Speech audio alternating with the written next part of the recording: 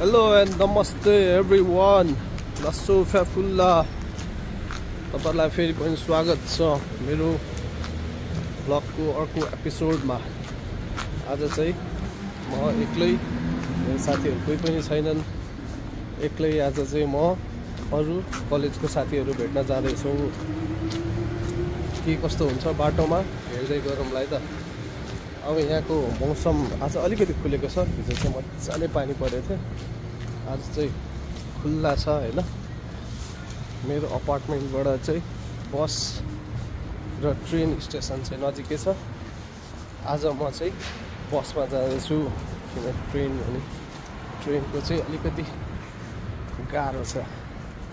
ट्रेनमा टिकट काट्नुपर्छ। बसमा चाहिँ टिकट त चाहिन्छ तर चेक गर्दैन, पैसा जोगाऊ। यहाँ चाहिँ खानेकुरा हुँदैन। ट्राभलमा चाहिँ एकदमै धेरै पैसा गइदिने के स्वाट कुनै बेला कति जान्छ थाहा नै हुँदैन।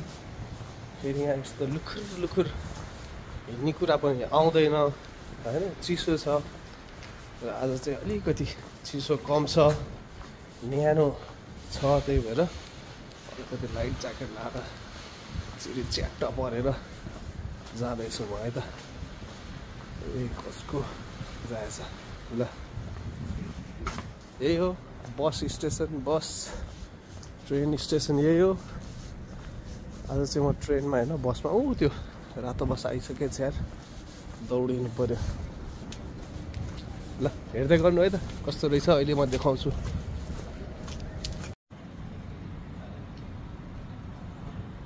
म चाहिँ यहाँ बस स्टेसनमा आइसकेको छु। अस्ति सुरुमा यस्तो दामी थियो यार, यो पात पतिङ्गरहरू सबै उडेर गए। यस्तो उजाड देखिरहेछ तर केही छैन। उजाडिँदै फेरि फर्केर आउँछ। हरियाली पहेँलो रङ्गी बिरङ्गी आउँछ हैन। सबै कुरा त्यस्तै त हो। जिन्दगी पनि कहाँ सधैँ एकै नासको रहन्छ त। कहिले घाम, कहिले पानी, कहिले हावाहुरी, सबै एकै नासको हुँदैन। कहिले तल, कहिले माथि हैन। तपाईहरुलाई म ज्ञान गुणको कुरा पनि दिन्छु के। जिन्दगी भने बगेको खोला जस्तै हो। कहिले सलल्ल बग्छ, कहिले ढुङ्गामा ढ्याङ्ग ठोक्किन्छ, कहिले फेरि कुलो बनाएर कतातिर लगिदिन्छ। खोलाको दिशा नै मोडिदिन्छ। तर अन्त्यमा चाहिँ भेटिने एकै ठाउँमा हो, त्यो भने समुद्र हो हैन। त्यसैले दुःख पर्दैमा नआत्तिनु, सुख हुँदैमा नमात्तिनु भनेर बुढापाकाले भन्थे नि। त्यही भएर रहेछ है। मेरो ब्लग हेर्दै गर्नु न। यस्तो ज्ञान गुणका कुराहरू त म दिइहाल्छु तपाईँलाई। मेरो पछि अगाडिको नजारा यस्तो। अलिअलि रुखहरू चाहिँ बाँकी छ। धेरै जस्तो चाहिँ पात कतिमा झरिसक्यो। कति नम्बरको बस हो यार है। अहिले एकछिनमा गरौँ ल, हेरौँ ल नम्बरहरू हुन्छ। म चाहिँ 530 नम्बरको बसमा जानुपर्ने हो। हेरौँ जान्छ कि जाँदैन। त्यहाँ जान त गएँ 530 को एउटा। तर त्यो यता आउँछ कि नै।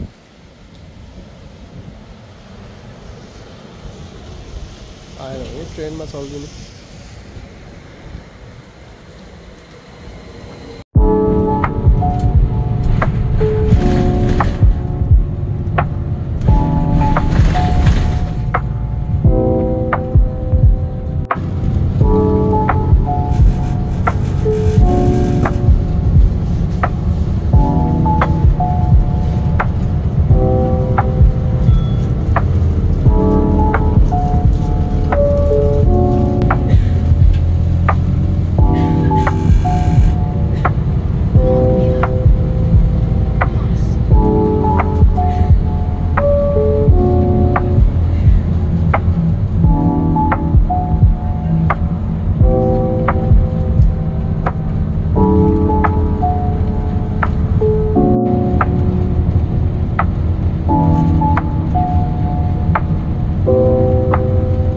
फाइनली भेटियो हाम्रो प्रभुलाई।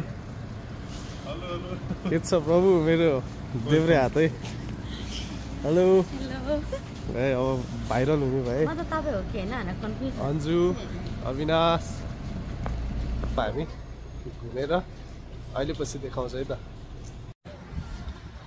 ल अब साथीहरू भेटिसक्यौँ हामी सबैजना भन्नाले यहाँनिर 4 जना अघि बसमा आएँ यहाँसम्म सबैजनालाई भेटेँ। अनि अब चाहिँ हामी ट्रेनमा जान्छौँ। ट्रेनमा सर्व चढेर गइदिन्छौँ हामी। यहाँ अघि मैले 2 जनालाई त इन्ट्रोड्युस गराएँ यार। अर्को साथी रोमन सिंह पौडेल भ्लगमा आउँछ है यो। श्रीकृष्ण मुरारी। ल हामी चाहिँ अब चिसो छ अब जाँदैछौँ हामी हेलसिन्की मेन स्टेसन। त्यसपछि त्यहाँबाट नि अर्को एउटा ट्राम चढेर चाहिँ काम्पी भन्ने ठाउँमा जान्छौँ हामी।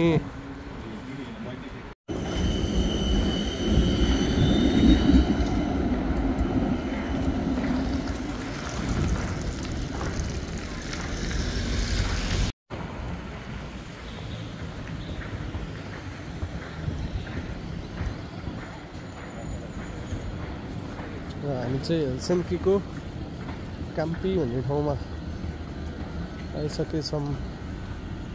यहाँ चाहिँ यस्तो ट्राम्पहरू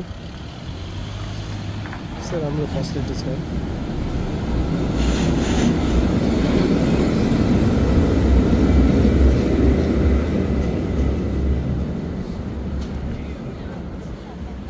कता रहेछ प्रभु? मैकडोनाल्ड्स।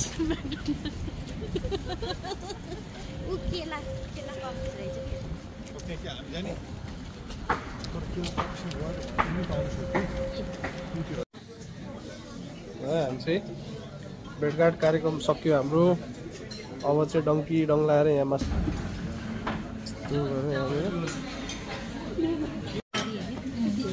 ल अन्जु के हाल्यो यहाँ भरे भ्लगमा आउँछ है। अघि त्यस्तो नभन्नु नि यस्तो दामी छ यहाँ।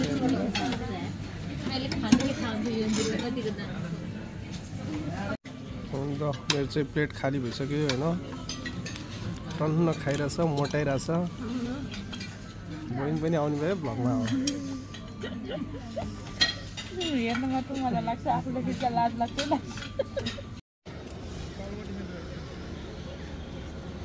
ल दिनभरि टन्न खाइएर चाहिँ यस्तो अल्छी लाग्यो है। त्यसपछि कहीँ भिडियो सुट गर्न पाएन। यहाँ त भर्खर 3:30-4 बजे अन्धकार भइसक्यो। त्यही भएर केही खिचेको छैन। अब चाहिँ यो भ्लग चाहिँ धेरै लामो गर्दिनँ म। अब घर गएर मस्त सुतेर भिडियो चाहिँ भोलि हाल्छु है त। नजारा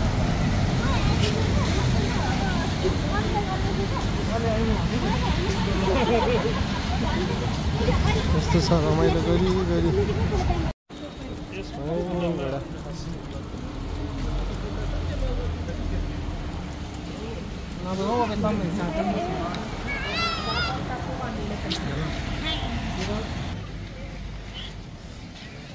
घोडा पनि हेरियो होइन। चट्ट लाएर अब चढ्ने कहिले हो। यहाँ हिँड्दैछौँ हाम्रो टोलीहरू। तर हामीलाई लिन आएछ। तर हामी अलि नजाऊँ है त्यसमा। हो त नि हामीलाई लिन आएको त होइन घोडाहरू। चट्ट लाएर यस्तै छ नाइट लाइफ त के भन्नु। भर्खर साँझ हुँदैछ होइन। त्यही पनि धुम्म अँध्यारो भइसक्यो है। सुइँ जाने। ल हामी ट्रेन स्टेसन पनि आयौँ। जान्छौँ। रातिको भ्यू त के हेर्नु होइन। आजको भ्लगलाई यहीँ खतम गरिदिन्छु है त। मैले सब्सक्राइब गर्नु होला, कमेन्ट गर्नु होला, के कस्तो लाग्छ हेर्नु होला है त। मोही